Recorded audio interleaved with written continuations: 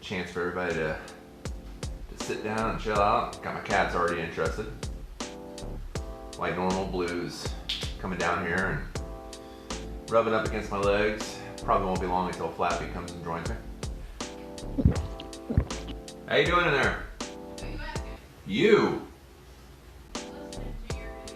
Okay. Hello everybody. Michael LeBlanc here, sitting with you wherever you are. Now today we're going to be talking a little bit about a subject that is very broad. So that means we're only going to be touching on certain parts of it, parts that I think would help you guys approach your life with a sense of confidence and it's a live show. Things are bound to happen. Things will fall from the ceiling. People will break their ankles. You're in the middle of describing what your show is about. You are correct. Confidence. I guess first I need confidence in what we're doing here. So, like I said, we're going to be talking about a broad subject with a very narrow scope. So, when I mentioned the word truth, there are a lot of connotations that come with it. We have being true to others, being true to yourself. Here comes Flappy. Basically, when I started this video, or at least doing the research for this video, trying to figure out exactly what I wanted to do, there was a kind of a flashback that I had. Because immediately I jumped onto Google to find whatever paragraphs and whatever sources that I wanted to use. And I was overwhelmed by the different angles and approaches that I could use to start this video. It kind of reminded me back when I was in high school. I was doing a report for a part of the human body, and we were given the freedom to do any body part that we wanted. And okay, coming back for more, that's cool. And what I chose, stupidly, was the brain. Now, I don't know if you guys know a lot about the brain. There are a lot of people who are still figuring things out about it. So it's a lot of unmapped territory, a lot of things that have been written, a lot of things that have been discussed, a lot of theories, a lot of facts. It was a very broad scope that I tried to do a 6-page report to, and it took me forever to narrow it down to give something to the class. And that's kind of how I felt when I was approaching the truth, like a definition of it. Now, when you're talking about defining the truth, you can go pretty literal. You can go for the definitional truth. 2 + 2 = 4. That is an exact concept. It is indisputed as far as modern mathematics go. 2, 2, you get 4. You also have what is the reality, the fact that you've measured it, you've verified that gravity, per se, it's been measured, it's been verified, there are constants. It goes back to math, showing that this is actually a force that it is true. And then you have what is known as the aesthetic truth. And I drew this picture of this sweater because, Nothing. And it's a horrible looking sweater, but to somebody, their truth is, see, that my truth is that's a horrible looking sweater. Their truth would be that they love that sweater. It compliments them. It's a beautiful sweater. So it all depends on exactly your point of view when it comes to the aesthetic truth. There are people out there also who fall back to the great philosophers of yore when it comes to the truth. We have Plato, we have Socrates, and both of them, they tried to give a definition of the truth, and they pretty much were circling around the same thing, where they were saying it was very hard to define the word truth without adding abstract words that harken back to belief. A belief system instead of something that's actually rooted in reality. One of them, say if we're talking about knowledge. Knowledge is also one of those words that are really hard to put. Knowledge is one of those words that's really hard to define without putting abstract terms to it. Plato said that knowledge is belief that is added with something that defines that belief. And that sounds very ethereal. It's hard to pin down. Socrates said that holiness is what is held dear to the gods. And again, very ethereal, hard to put down, something that somebody can't touch and feel. And then Aristotle came along some unknown years later, because history is not my jam, and basically boiled it down to what is. And there's truth right there. What's in front of you, what is discussed, your definitional truth, your 2 + 2, or your gravity concept as it came later, that is what is. And there were other people who came later, I believe his name is Tarski, said something that if reality agrees with it, it is true. But that was kind of seen as going back to the idea that it's a belief system. If you believe that reality agrees with it, then it's true. So, like I said, there's a lot of things that really go down into truth. I mean, I've spent, 7-8 minutes sitting here just talking about the definition alone, and this is only a 30-minute program, which means I've almost burned a third of my time here just talking about it. It's ridiculous. So instead of trying to define it and trying to pin it down, let's see what we can do as far as applying truth in, our lives. Now, before I do that, give me 1 second. How we doing over there? We got any comments or anything? Uh-huh. All right, well, go ahead. Lay them on me. Amanda said it wasn't stupid, and then I said it looked like the sweater was made up of germs, and then Jessica Alexander joined. And Amanda said that she thought that it looked moldy, and I said ha. Yeah, that sweater. See, it's not a good looking sweater, but somebody out there was like, yo, that's my jam. I love germs and mold. Yeah, I love germs and mold. I love looking like a petri dish, and to them, that's their truth. Let their truth be known. Nobody thought that. Oh. Sorry. Anyway, going back to what truth we can have in our lives. The first thing that you want to do, and everything that you do starts with you, and you want to be true to yourself. And that really comes through in a lot of different ways. One that I'm always fond of saying is that if you're going to be true to yourself, love yourself, accept yourself, and then you'll be able to do the same to others. So it really does start with you. So if you want to first use truth for something, go ahead and do that. Use it on yourself. Be true to yourself. Whatever makes you happy, follow it. Develop your own passions. Move forward in life with the confidence, knowing that you are an imperfect being making imperfect decisions that somehow creates a beautiful canvas overall. Be true to you. Another thing is that after you are done being true to yourself, then you have being true to others. And somebody is unwrapping a giant ball of candy in the background. That's okay. So, when you want to be true to others, you could slice it black and white. You can say that I am always true, no matter what. Unerringly true. People ask me a question and I tell them exactly what I think to be true. It's not an opinion, it's my truth. And that's fine. And then on the black side of that is like anything that is not true, it is a lie. You shouldn't lie. And that is something that is, can be followed, but I promise you, you're not going to keep a whole lot of people around and smiling around you if you are constantly like that, because people tend to see other people who are that unerringly truthful to be tactless, which is a very nice way of saying that they're kind of being. So to not be seen as so much as a tactless individual, one of the things that you could do is tell a couple of white lies, maybe omit some things instead of actually not telling a lie, just kind of leave things out.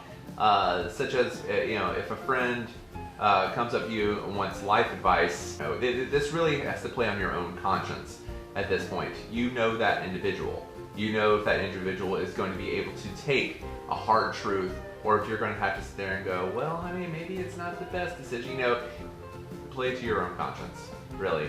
Because when it comes to telling little white lies or admitting truths or anything, sometimes you're going to keep a friendship.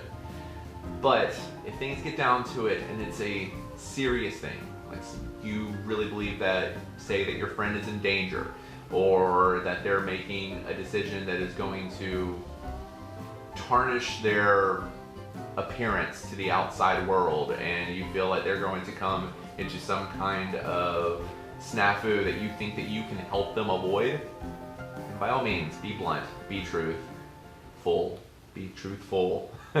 and you know, let your friend have it. Let the stranger have it. Let whoever you think needs to have a cold, hard dash of truth and reality, let them have that. Just don't go around and making enemies just because you want to tell them that all of their sweaters look like mold and that they're all ugly. That is being truthful to others after being truthful to yourself. And then there's one other thing that I want to touch on when it comes to a friend who's coming up to you and asking for advice. Sometimes it's better not to say anything at all, because you're not really going to know if that friend or whoever is coming up to you with whatever bias or whatever advice or whatever that they want. You don't really know if they want advice or if they just want to vent. And it's very important that you actually stop and look at them, think about it, and go, before I say what I want to say, do you want advice or you just want to vent? Because I'm here to listen to you if that's all you want to do. If you just want to get it off your chest because no one else has heard it, and you just want to get those words out before they explode, I'm here for that. If you also want to hear what I think, I'm here for that too. Tell me what you want. Because some people just want one, some people just want the other, and if you go in giving advice when all they want to do is vent, you might just wind up making them angry, making them not want to think that they can come to you later. That one question right there really helps save a lot of conversations, and it's something that I've learned only recently. And in fact, if you've had a conversation with me recently, perhaps maybe you've heard me ask you that or seen me ask you that if we're texting or anything, because it was just a really good piece of life advice that I found while I was talking to other people and kind of developing and searching for the knowledge that I'm giving to you guys right now, or my perceived knowledge, my perceived truth. There's a couple other things I want to talk about, but before I do, is there anything else that's popped up? Amanda said this feels familiar, and that's good advice. Okay, yeah. So yeah, it is familiar, and there's a reason for that.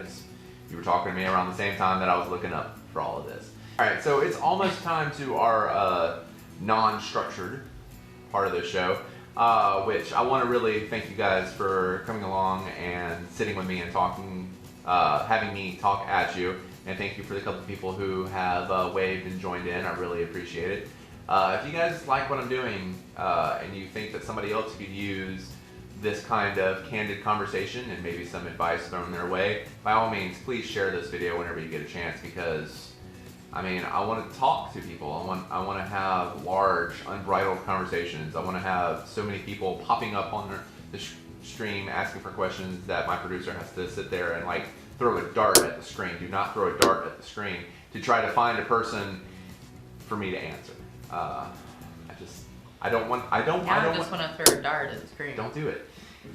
It's not that I want to be big. It's I want to bring everybody to make something big. So, anyway. So for the non-structured part of it, there's a few things if you guys are up for it, and also you can play along as well. And I'm going to throw in my 2 cents. I've got 5 people watching. I've got what? 5 people. 5 people watching. Well, hello, folks. I've got 4 different scenarios here that have to do about truth. Okay. It's like an exercise in conscience with some of these. All right, so what I'm gonna do is I'm gonna read them, and we're gonna talk about what we think should be done in this situation. Okay, so we've got the first one is that a man lies to his wife about where they're going in order to get her a place where a surprise party has been organized. And so that's pretty mild, right? I mean, in order to really enact a surprise, you gotta have to have a bit of charcuterie. A bit of charcuterie. Is that the word? I feel like I used a big word not knowing what it is. Like a charade, or... Yeah, you gotta have a charade. You gotta lie a little bit. You gotta pull some wool over an eye. Big charade. So that one's not bad, right? I mean, because if you're not willing to lie a little bit to pull off a surprise, then you're not really going to pull off a big surprise. I mean, I guess it could be under omitting the truth, right? I mean... Yeah. You're still having a good time. You have a date night, say, scheduled. Yeah. But at the end of said night, you will be surprising that individual. So, yeah. I mean, it's all in the name of good fun. It's not to hurt anyone. Okay. So yeah, it's not that bad. So here's the second one. A young child is rescued from a plane crash in a very weakened state. His parents have been killed in the crash, but he's unaware of this. He asks about his parents, and the attending physician says they are okay. He intends to tell the truth once the child is stronger. I feel like the anger that the child may feel later, knowing that somebody had, lied to him, is going to be understood much later, and maybe that's something that the physician understands. Like, save this kid's feelings now, don't have him freak out and everything like that. I don't know. I'm not the physician in this case. Like, saying that the child is weakened is kind of a broad statement. What about you? What do you think? I'm with you on it's kind of that's a hard call to make. That's one of the reasons why we have the doctors that we have, and they have to make that call, because with children, if they're not at a level of healing, of healed, sometimes if you tell someone bad news and they're not in a healthy place, sometimes that almost like your mental state can affect how well you heal. Yeah. So you can regress. Like people, when they say die of a broken heart, it's the same kind of scenario. So Amanda said that's a difficult one.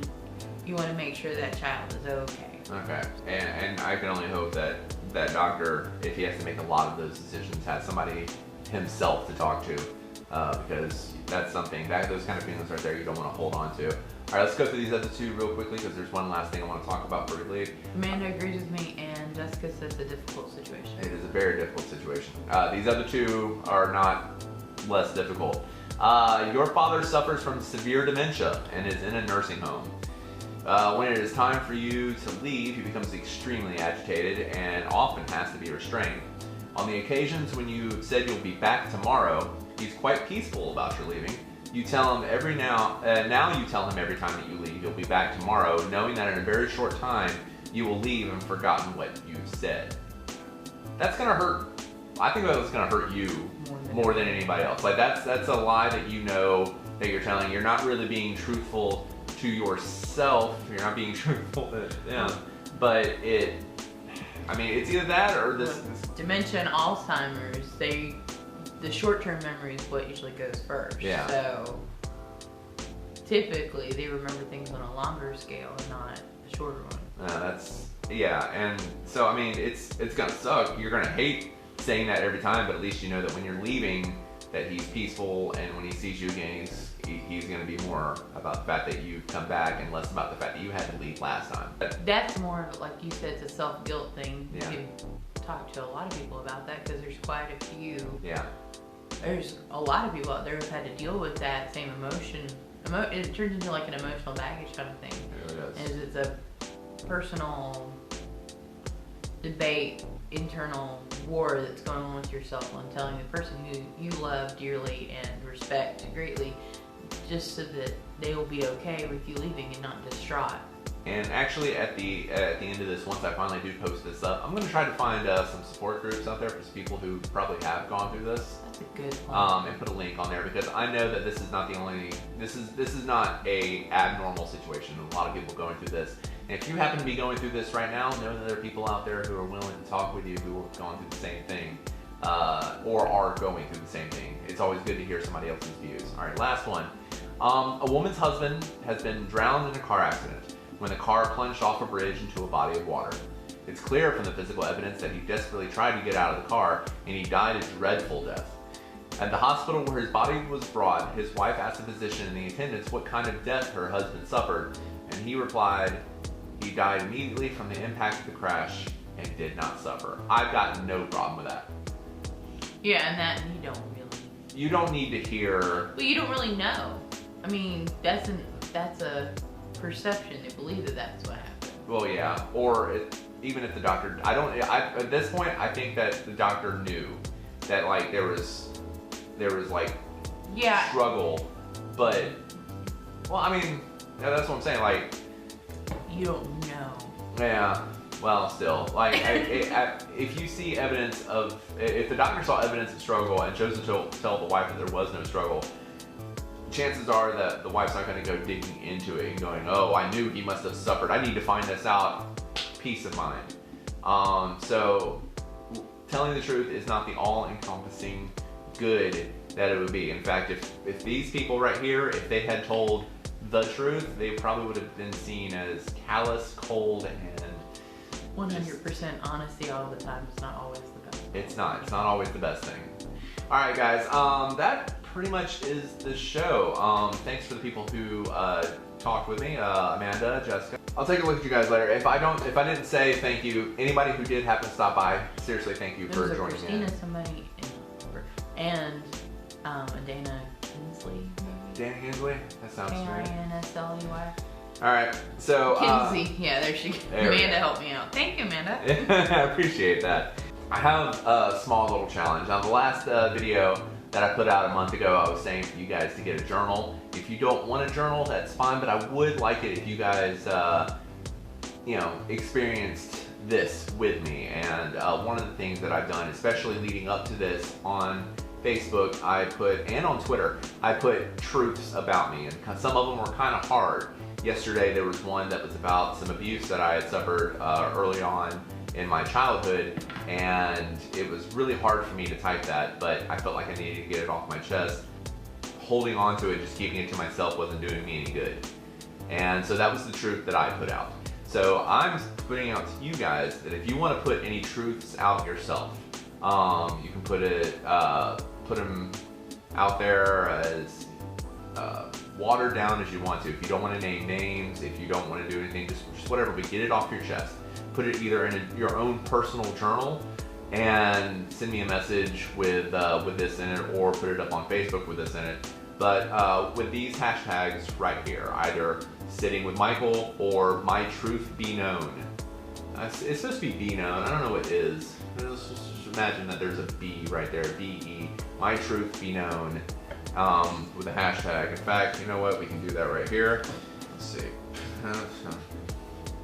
There we go. My Truth Be Known, with both of those hashtags right there, and I would love to go through them over the next couple of weeks, just to know that you guys are, living your best. Get that stuff off your chest. Be truthful to somebody, even if it's not something that's like been eating at you. Just been like somebody came up to you and asked you your opinion, and you gave them the best truth that you thought was possible. I want to hear about that too. Noah Cunningham, N-O-A. Uh-huh. Joined for a minute. Oh, well, it was good to see you knowing Cunningham for a minute. But yeah, I'm gonna go ahead and call that there. Guys, I really hope to hear from you. I'm actually doing a follow-up episode in 2 weeks, and it's gonna be shorter. It's not gonna be structured, no scripts or anything like that. I'm just gonna be talking with you guys, seeing if any of you guys have a chance to get some stuff off your chest and be the most truthful person you can be. But first, be true to yourself, okay, guys? All right, I think that's it. I'm gonna go ahead and get out of here. As always, I love you. I will see you again soon, and save me a seat.